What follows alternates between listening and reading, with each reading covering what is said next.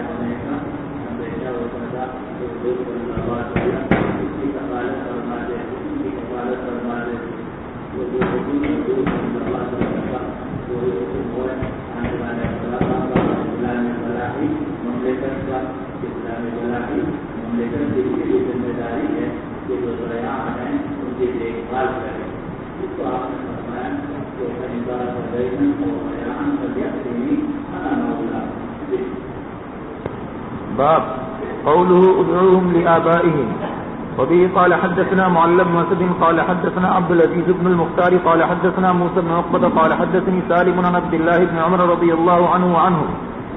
أن زيد بن حارثة مولى رسول الله صلى الله عليه وسلم ما كنا ندعوه إلا زيد بن محمد حتى نزل القرآن: ادعوهم لآبائهم هو أقسط عند الله.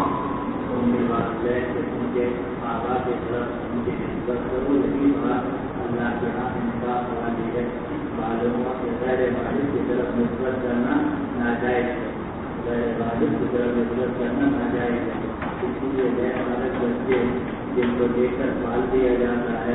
ان کی نسبت اسی والد کی طرف کرنا ضروری ہے. اور اکثر یہ ہوتا ہے کہ لوگ بچے کو دے کر پال لیتے ہیں تو اس کے بعد جس نے پالا ہے وہی باپ سمجھا جاتا ہے اور اسی کی طرف اس کی نسبت کی جاتی ہے اور جو پالنے والی عورت ہے اس کو ماں سمجھا جاتا ہے. اس سمجھنے کی لذت تو کوئی عرض نہیں ہے. ظاہر انہوں نے احسان کیا تو الجزاء احسان احسان. ماں باپ آپ کو سمجھو لیکن ماں باپ آپ سے نہیں سکتے اس کو اور نسب کا دعویٰ یا نسب ان سے ثابت نہیں کر سکتے. اس لیے شناخت کے ساتھ ڈرائیونگ لائسنس اور جیسی دستاویزات ہیں یا نکاح نامہ وغیرہ ان کے تحقیقی والی کی طرف نسبت کرنا ضروری ہے. تو ضرور کے آباد میں وہ افسر رحمۃ اللہ جس نے عائشہ کو حضور صلی اللہ علیہ وسلم نے پالا تھا اور اپنا متبنہ بھی بنایا تھا تو ان کو زید بن محمد کہا جاتا تھا. لیکن اس آیت کے نازل ہونے کے بعد پھر ان کو زید بن عائشہ کہا جانے لگا. باب قوله فمنهم من قضى نحبه ومنهم من ينتظر وما بدلوا تبديلا. نحبه عهده أخبارها جوانبها الفتنة لآتوها لآتوها. وبه قال حدثني محمد بن بشار قال حدثنا محمد بن عبد الله الأنصاري قال حدثني أبي عن سمامة عن أنس بن مالك رضي الله عنه وعنهم قال: وهذه الآية نزلت في أنس بن النضر: من المؤمنين رجال صدقوا ما عاهدوا الله عليه.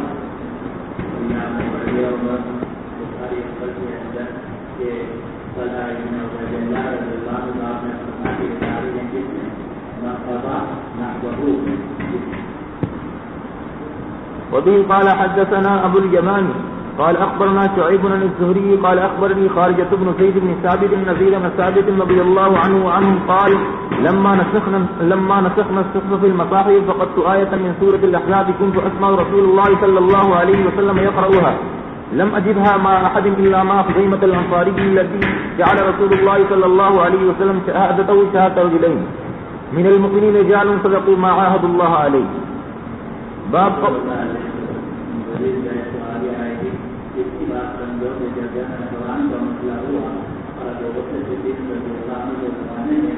حضرت ابن ثابت رضی اللہ عنہ کو جب قرآن پر معمول کیا گیا تو انہوں نے قرآن مجید کو جمع کرنا شروع کیا تو تینوں میں جو سب سے محفوظ تھا اور اکثر صحابہ جو تھے وہ پورے قرآن میں حافظ تھے لیکن محض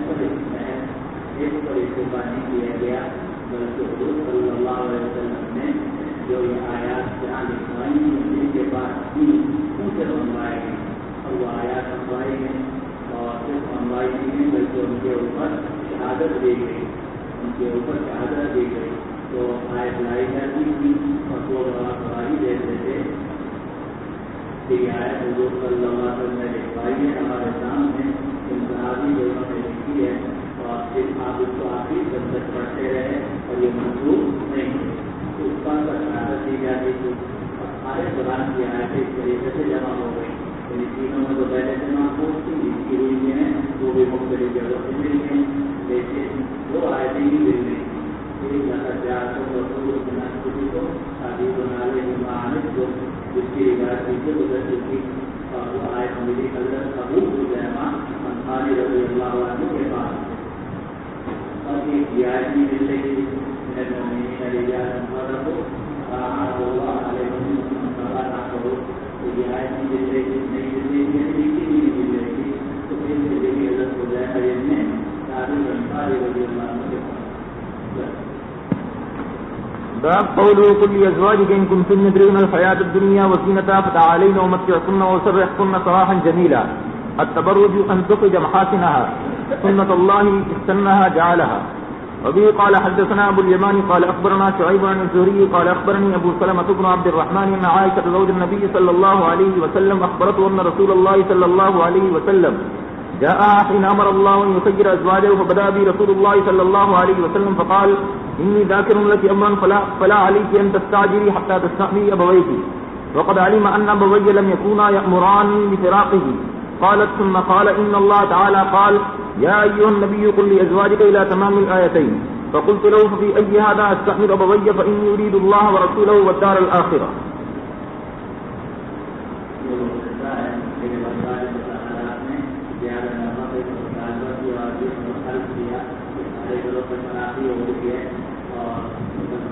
جو ہیں ان کے بعد بہت ساری چیزیں آ گئی ہیں تو ہمارے راستے سے بھی خرابی ہونی چاہیے جو یہ بہت کچھ واقعات پیش آئے جو آپ نے زندگی وغیرہ پڑے مجھے بات یہ تھا کہ بعض اللہ تعالیٰ نے کہا کہ آپ حضور کے ساتھ آپ لوگوں کو کہیے کہ جہاں بھی ہوں وہاں ہدیہ بھیجا کریں علاقے بھی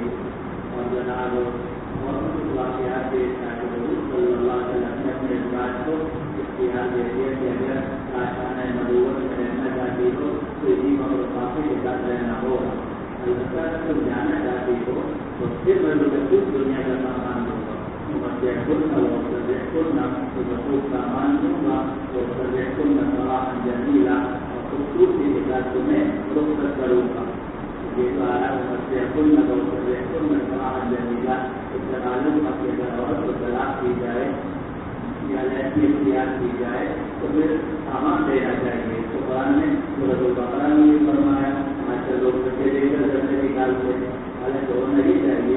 کہ اس کو باقاعدہ اس طرح کی کیسی رخصتی ہونی تھی اس طرح دوسری رخصتی ہونی چاہیے تو سر نے خود فراہم جزیلا خوبصورتی کے ساتھ وہ رخصت کروں گا اس کو جوڑا دیا جائے تحفہ دیا جائے جیسے ایسے تو ہمارے یہاں رہی ہو اور کہتا ہے معاف کرو اور یہ وہ میں دیا ہے اور میں رخصت کر کے آتا ہوں تو سبجیکٹ کو فراہم جزیلا آپ نے بولنا ٹھیک ہے اگر تم دنیا کا سامان چاہتے ہو تو میں تمہیں دے دوں گا لیکن پھر تم کاشان نبوت میں نہیں رہ سکتی اور تمہیں یہاں جانا پڑے گا اس کو اس کا اختیار دیا حضور صلی اللہ علیہ وسلم نے اپنی ازواج کو بہارا اس کو کہا جاتا ہے آیت ترتیب تو آپ نے سب سے پہلے عائشہ رضی اللہ عنہا کو یہ آیت سنائی اور اس کو اختیار دیا لیکن یہ سوچا کہ یہ بچی ہے ایسا نہ ہو جلدی میں کوئی غلط فیصلہ کر لیں تو کہا کہ تم اپنے والدین سے مشورہ کر لینا اور مشورہ کرنے کے بعد پھر فیصلہ کرنا آپ اس بارے میں مشورہ کرو اللہ رسول اللہ رسول کو آخرت کے قدر اختیار کرتے ہو ہدایت میں نہیں ہے، لیکن دوسری کتابوں میں شاید آپ نے پڑھا ہوگا کہ ہدایت میں عرض کیا کہ میں نے آپ کو اختیار کر لیا ہے، لیکن آپ میرے اس فیصلے کی دوسرے بارے وزارات کو اطلاع نہ دیجیے۔ تو حضور صلی اللہ علیہ وسلم نے فرمایا کہ اللہ اللہ تعالیٰ نے مجھے متعلق بنا کے بھی بھیجا، اگر کوئی پوچھے گا تو میں بتا دوں گا کہ عائشہ نے مجھے اختیار کیا۔ باب قوله وإن كنتن تردن الله ورسوله والدار الآخرة فإن الله أعد للمحسنات منكن أجرا عظيما. قال قتادة واذكرن ما يتلى في بيوتكن من آيات الله القرآن والسنة والحكمة. وقال الليث حدثني يونس عن ابن شهاب قال أخبرني أبو سلمة بن عبد الرحمن بن عائشة زوج النبي صلى الله عليه وسلم قالت لما أمر رسول الله صلى الله عليه وسلم بتخيير أزواجي بدأ بي فقال إني ذاكر لك أمرا فلا عليك ألا تعجلي حتى تستأذني أبويك.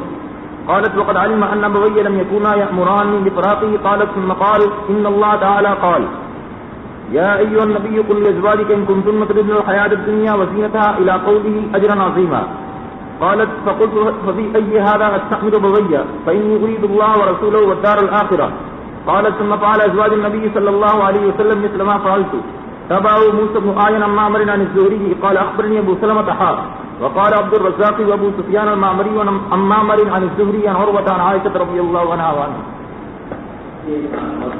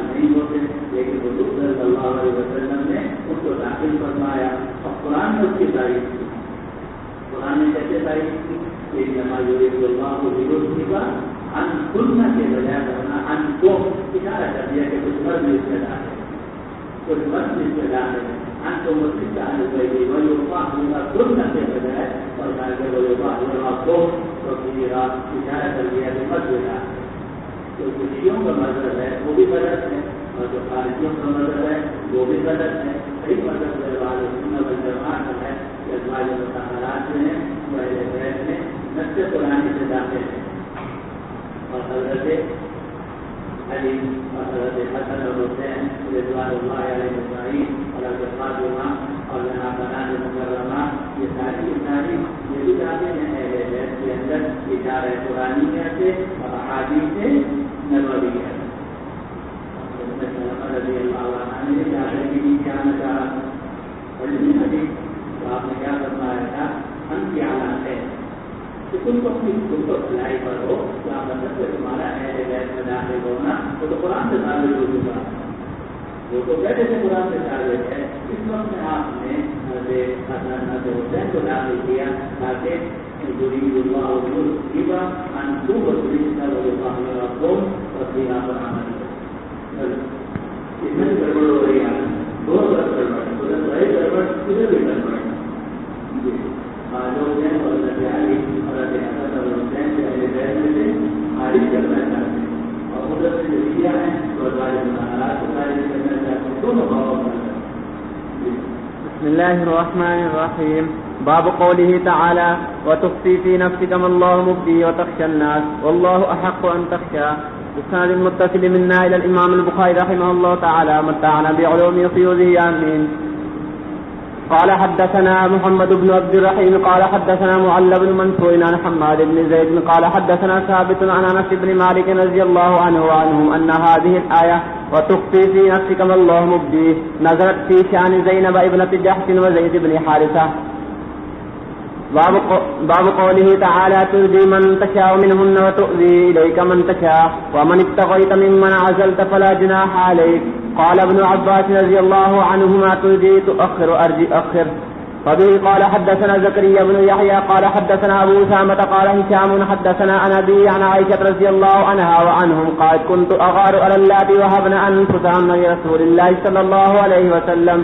وأقول أتهب المرأة نفسها فلما أنزل الله تعالى ترجي من تشاء منهن وتؤذي إليك من تشاء ومن ابتغيت ممن عزلت فلا جناح عليك. قلت ما أري ربك إلا يسارع في هواك.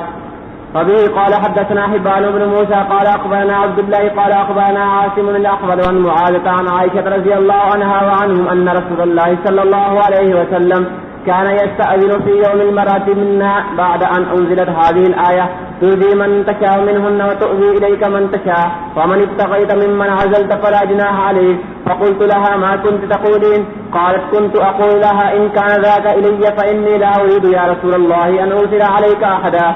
تابعه عباد بن عباد سمع عاصما.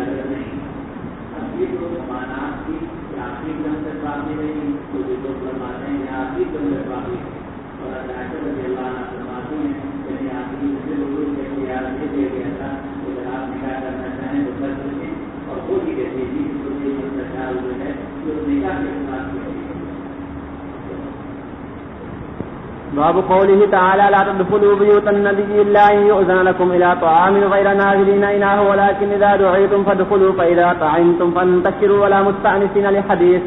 إن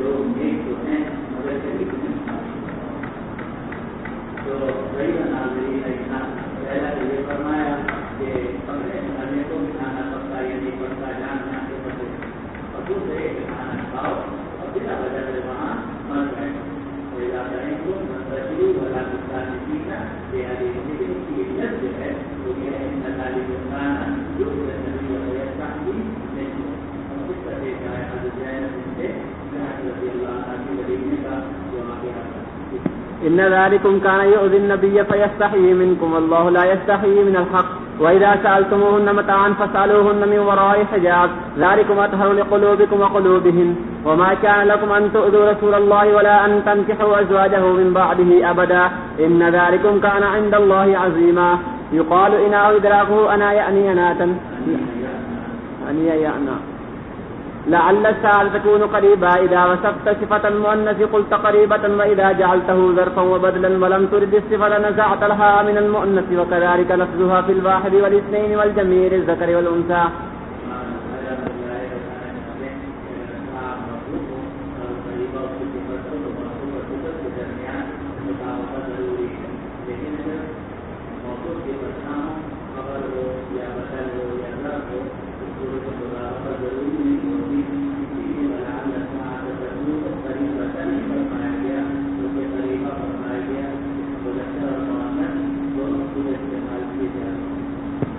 وبه قال حدثنا مسدد عن يحيى عن حميد عن انس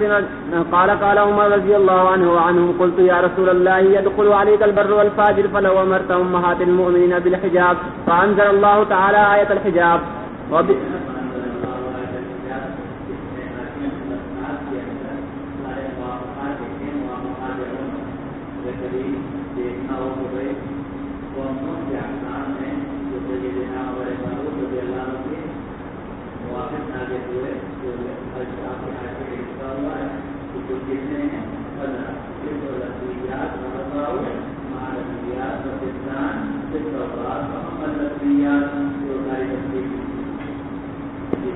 قال حدثنا محمد بن عبد الله الرقاشي قال حدثنا معتمر بن سليمان قال سمعت أبي يقول حدثنا أبو مجلد عن أنس بن مالك رضي الله عنه وعنهم قال لما تزوج رسول الله صلى الله عليه وسلم زينب ابنة جحش دعا القوم فطعموا ثم جلسوا يتحدثون وإذا هو كان يتهيأ للقيام فلم يقوموا فلما رأى ذلك قام فلما قام ومن قام وقعد 3 نفر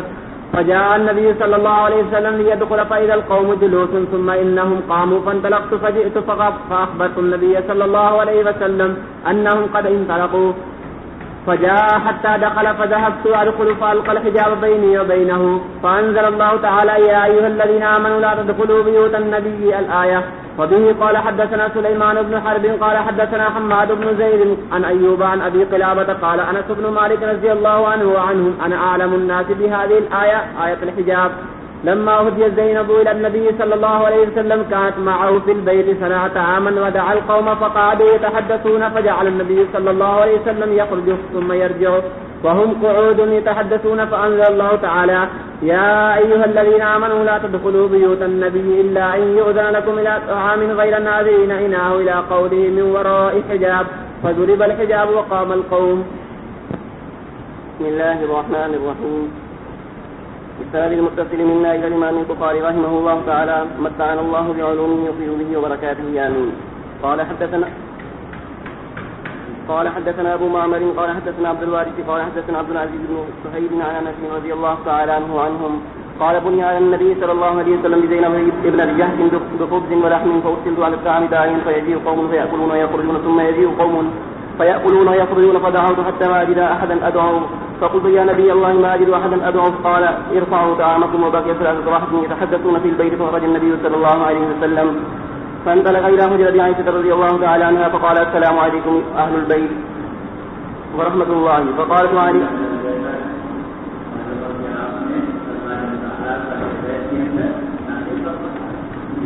فقالت وعليكم ورحمة الله كيف وجدت أهلك بارك الله لك فتقرى حجر النساء كلهن يقول لهن كما يقول لعائشة فيقولن له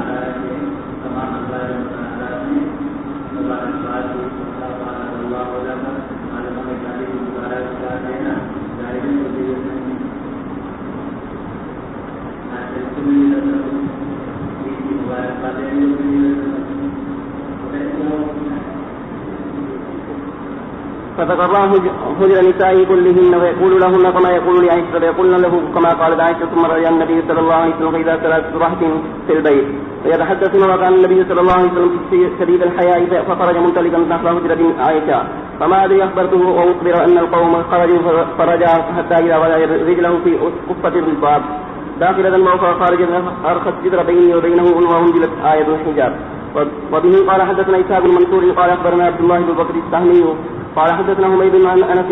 رضي الله تعالى عنه قال أولى رسول الله صلى الله عليه وسلم حين بنى أبي زينب ابنة جهش فأتبع الناس خبزا ولحما ثم خرج إلى حجر أمهات المؤمنين كما كان يصنع سبيحة بنائه فيسلم عليهن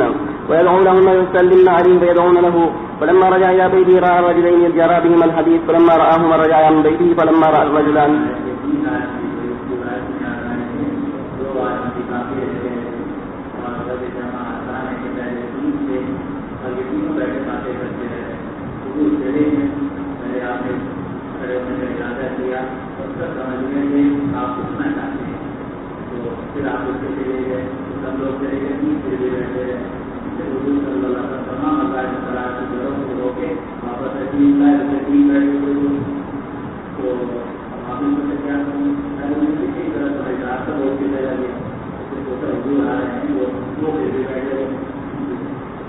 فلما رأى الرجلان النبي الله صلى الله عليه وسلم رجع عن بيته وسبا مسرعين فلما أدري أنا أخبرته بخروجهما أم أخبره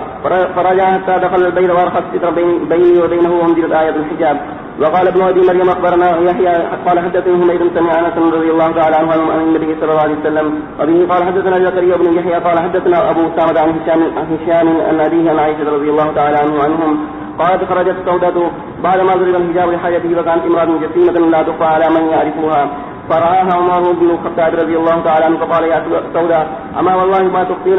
علينا فانظري كيف تخرجين قالت فانكفت راجعة ورسول الله صلى الله عليه وسلم في بيتي أنه لا يتعشى وفي يده عرق فدخلت فقالت يا رسول الله إني خرجت لبعض حاجتي فقال لي عمر كذا وكذا وقالت فأوحى الله إليه ثم رفع عنه فإن العرق في يده ما وضعه فقال أنه قد أذن لكن أن تخرجن لحاجتكن.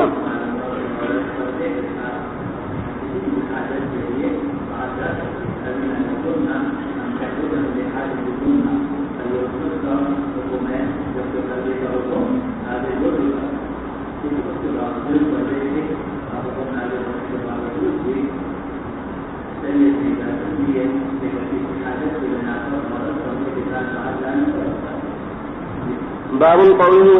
إن تبدوا شيئا أو تخفوه فإن الله كان بكل شيء عليما لا جناح عليهن في آبائهن ولا أبنائهن ولا إخوانهن ولا أبناء إخوانهن ولا أبناء أخواتهن ولا نسائهن ولا ما ملكت أيمانهن واتقين الله إن الله كان على كل شيء شهيدا. وبه قال حدثنا أبو اليمان قال أخبرنا شعيب بن الزهري قال حدثني عروة بن الزبير أن عائشة رضي الله تعالى عنهم قالت استأذن علي له أخو أبي قريش بعد ما أنزل الحجاب فقلت لا آذن له حتى أستأذن به فيه النبي صلى الله عليه وسلم فإن أخاه أبا القريش ليس فيه أرزعني ولكن أرزعت فيه امرأة أبي القريش فدخل عليه النبي صلى الله عليه وسلم فقلت له يا رسول الله إن أبلغ أخاه أبي القريش إن استأذن فأبيد أن آذن حتى أستأذنك فقال النبي صلى الله عليه وسلم ما يمنعك أن تأذنينا عمك فقلت يا رسول الله صلى الله عليه وسلم أن الرجل ليس هو أرزعني ولكن أرزعني امرأة أبي القريش فقال إذن له فإنه عمك تيبت يمينك قال عروة فلذلك كانت عائشة رضي الله تعالى عنها تقول حرموا من الرزاق ما تحرمون من النسب.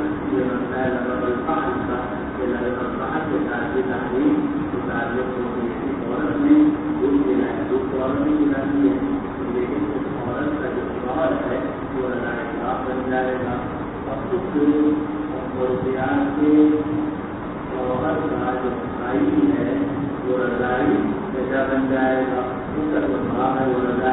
دادا بن جائے گا تو جہاں ان قانون میں جو دلایا تھا ان کے جواب کا نام تھا وہ جو ہے ابو کے بھائی کے اپنا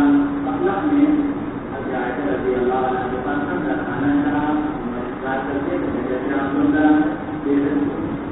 نام ہے اللہ علیہ وسلم نے فرمایا ان آپ لوگ تمہارے جیسا رضائی پیدا معلوم ہوا کہ کے ساتھ ہی تحریم متعلق اور کر دی ہے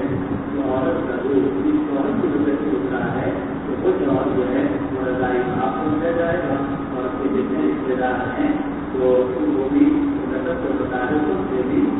تعلق ہوگی اس پر عائشہ رضی اللہ عنہ نے فرمایا ہر لوگوں میں تمام رشتوں کو حرام قرار دو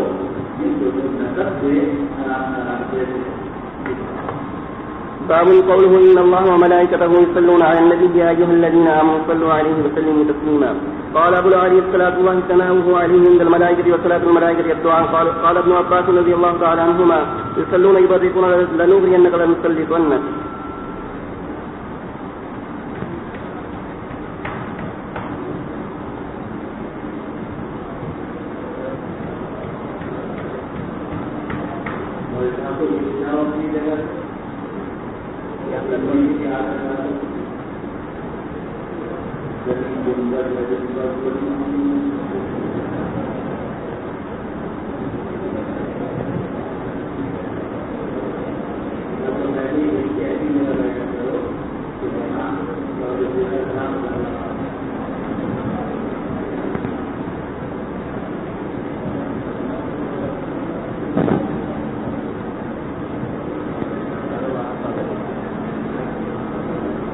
بسم الله الرحمن الرحيم. بالسند المتصل منا إلى الإمام الهمام الحافظ الحجة أمير المؤمنين في الحديث أبي عبد الله محمد بن إسماعيل البخاري رحمه الله تعالى ومتعنا بعلومه وبيوضه وبركاته آمين. قال حدثني سعيد بن يحيى قال حدثني أبي قال حدثنا مسحر عن الحكم عن ابن أبي ليلى عن كعب بن عجرة رضي الله عنه عنهم قيل يا رسول الله أما السلام عليك فقد عرفناه فكيف الصلاة؟ قال قولوا اللهم صل على محمد وآل محمد كما صليت على آل إبراهيم إنك حميد مجيد. اللهم بارك على محمد وآل محمد كما باركت على آل إبراهيم إنك حميد مجيد. وبه قال حدثنا عبد الله بن يوسف قال حدثنا الليث قال حدثني ابن الحارث عن عبد الله بن خباب عن أبي سعيد الخدري رضي الله عنه عنهم قال قلنا يا رسول الله هذا التسليم فكيف نصلي عليك؟ قال قولوا اللهم صل على محمد عبدك ورسولك كما صليت على آل إبراهيم وبارك على محمد وعلى آل محمد كما باركت على إبراهيم. وقال أبو صالح عن الليث على محمد وعلى آل محمد كما باركت على آل إبراهيم. وبه قال حدثنا إبراهيم بن حمزة قال حدثنا ابن أبي حازم والدراوردي عن يزيد وقال كما صليت على إبراهيم وبارك على محمد وآل محمد كما باركت على إبراهيم وآل إبراهيم. باب لا تكونوا كالذين آذوا موسى. وبه قال حدثنا إسحاق بن إبراهيم قال أخبرنا روح بن عبادة قال حدثنا عوف عن الحسن ومحمد وخلاف عن أبي هريرة رضي الله عنه عنهم قال قال رسول الله صلى الله عليه وسلم إن موسى كان رجلا حييا وذلك قوله تعالى يا أيها الذين آمنوا لا تكونوا كالذين آذوا موسى فبرأه الله مما قالوا وكان عند الله وجيها.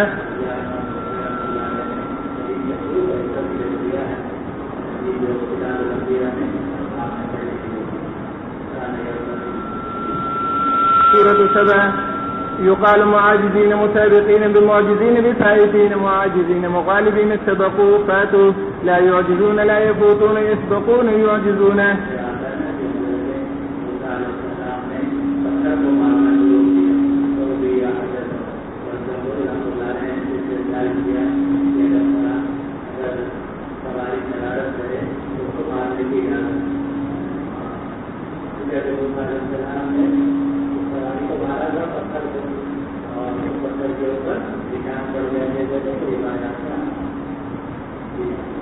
قوله بمعجزين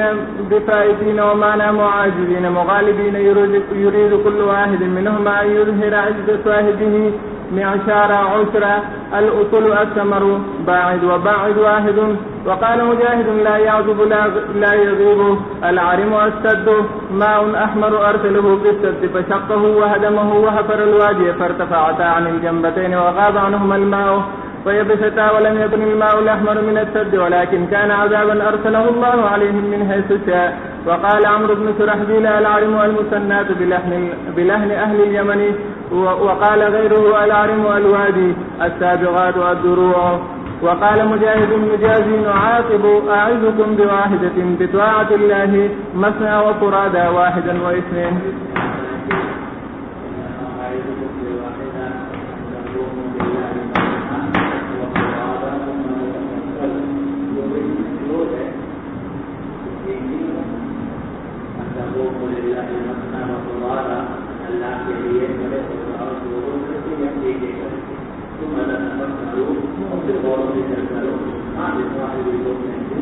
تمہارے ساتھی کو تو ضرور تو ہے تو آپ نے تفکر کی دعوت نہیں لیکن تفکر کے لیے فرمایا کہ استدلال کیا تو غور و فکر کے لیے بڑا مہینہ نہیں ہونا چاہیے بلکہ ایک دو افراد جو بھی افراد تک ہوں تو وہ ضروری نہیں ان سے غور و فکر ہوگا. ابھی 400 افراد مل کر غور و فکر کریں گے تو اللہ ہوگا نبی رسول ملے گا. تو غور و فکر تو بہت ہو سکتا ہے کہ ہم سب کو دلنا ہی مسنا بہت آتا ایک دو تین ہو فکر ہو سکتا ہے. لا يعزم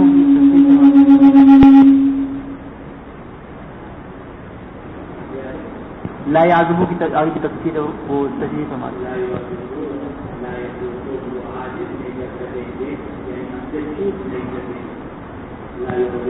لا يعزم کی لا آگے والے آئے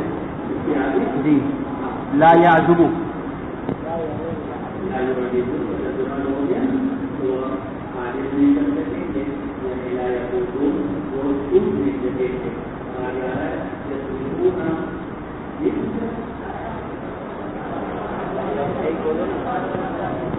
لا يعزب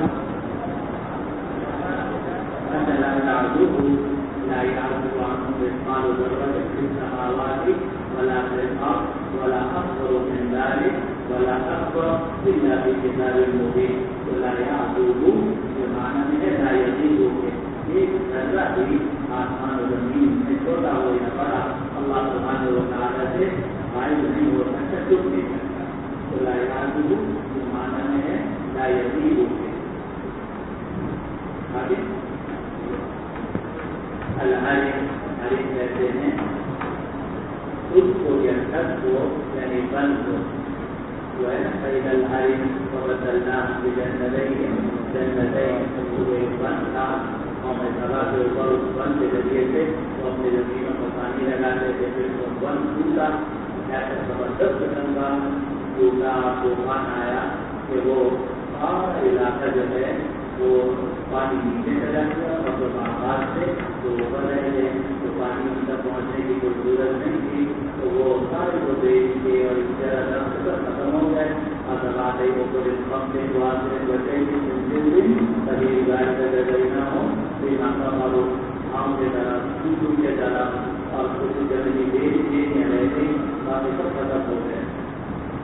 تو فرمایا کہ محمد ایک خود پانی تھا اللہ تعالیٰ نے اس کو اس بند کے اندر چھوڑا اور اس بند کو اس نے توڑ دیا تو وہ بند کو منتظم کر دیا اور اس نے پانی کو کھود دیا. جب پانی کو کھود دیا میری پانی نیچے دیکھی گئی اور صفحہ وہ جو دونوں آپ سے دائیں اور بائیں وہ اوپر چلے گئے اوپر ہو گیا جب کر رہے وہاں باہر ہوگا پانی مار گیا غائب ہو گیا تو وہ دونوں خوش ہو گئے. اور وہ جو سب پانی تھا وہ اصل میں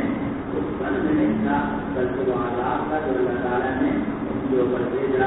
جب اللہ تعالیٰ نے جانا. التناوش والرد من الآخرة مکان بڑی جب آخرت میں پہنچ جائیں گے مان ہو جائیں گے جب دوبارہ دنیا میں چلے جائیں ایسا نہیں ہو سکتا اس سکول سے دوبارہ بھاگ اٹھا کے دنیا میں جائیں گے مکان بڑی وقت کا اور وہ بھی اس سے پہلے تو آخرت سے انکار کرتے تھے. التناوش والرد من الآخرة إلى الدنيا وبينما يشتهون من مال أو ولد أو زهرة بأشياعهم بأمثالهم. وقال ابن عباس رضي الله عنهما كالجواب كالجوبة من الأرض والخمس الأراك والأسود والرفاع العرم الشديد. باب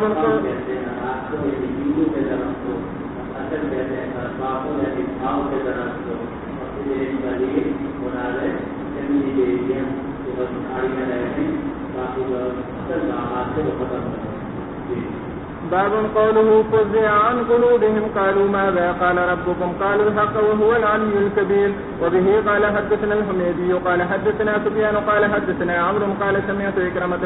يقول سمعت أبا هريرة رضي الله عنهم يقول إن نبي الله صلى الله عليه وسلم قال إذا قضى الله الأمر في السماء ضربت الملائكة بأجنحتها خزعانا لقوله كأنه سلسلة على صفوان. وإذا فزع عن قلوبهم قالوا ماذا قال ربكم قالوا للذي قال الحق وهو العلي الكبير.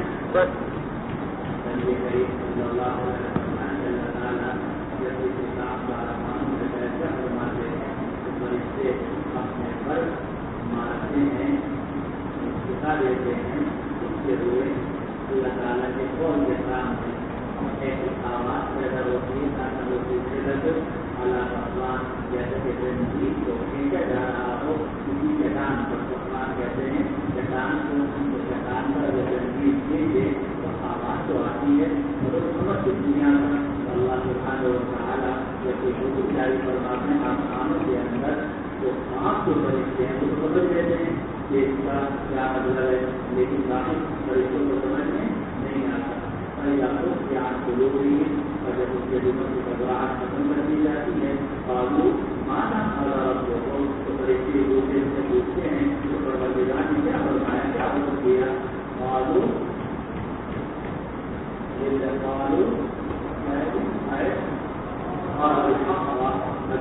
کے آگے بخاری رحمۃ اللہ علیہ نے بڑا دیا کہ پوچھنے والے تھے تو دوسرے بڑے فرشتے جواب میں کہتے ہیں الحق کا اللہ نے جو کچھ فرمایا ہے وہ حق. اور اسی سے معلوم ہوا کہ اللہ سبحانہ و تعالیٰ کے کلام جو ہے وہ کلام بستی نہیں ہوتا بلکہ کلام نفسی ہوتا ہے. وہ آواز جو ہوتی ہے مگر وہ آواز جو ہے اس کا مقصود ہر ایک سمجھ نہیں آتا. تو ملائکہ مقررین ہے وہ سمجھ لیتے ہیں اور باقی جو ملائکہ ہیں وہ نہیں سمجھ پاتے وہ پوچھے مانا والوں. فيسمعها مسترق السماء ومسترق السماء هكذا بعضه فوق بعض. ووصف سفيان بكفه فحرفها وبدد بين أصابعه فيسمع الكلمة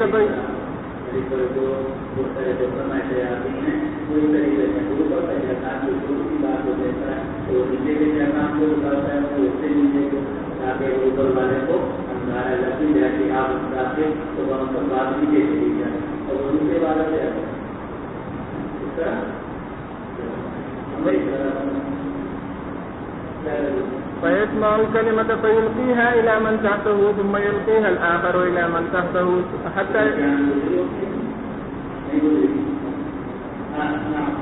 حتى يلقيها على لسان الساحر أو الكاهن فربما أدرك الشهاب قبل أن يلقيها وربما ألقاها قبل أن يدركه فيكذب معها 100 كذبة فيقال أليس قد قال لنا يوم كذا وكذا كذا وكذا فيصدق بتلك الكلمة التي من السماء. باب قوله إن هو إلا نذير لكم بين يدي عذاب شديد. وبه قال حدثنا علي بن عبد الله قال حدثنا محمد بن حازم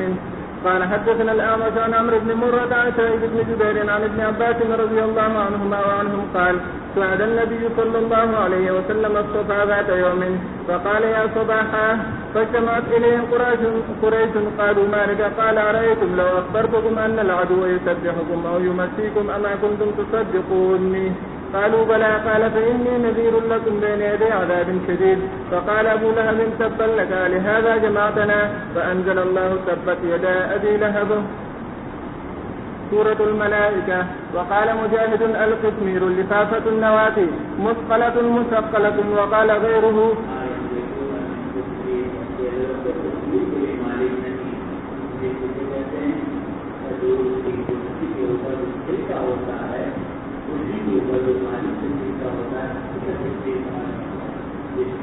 وقال غيره الحرور بالنهار مع الشمس. وقال ابن عباس رضي الله عنهما الحرور بالليل والسموم بالنهار. وغرابيب أشد سواد الغربيب الشديد السواد.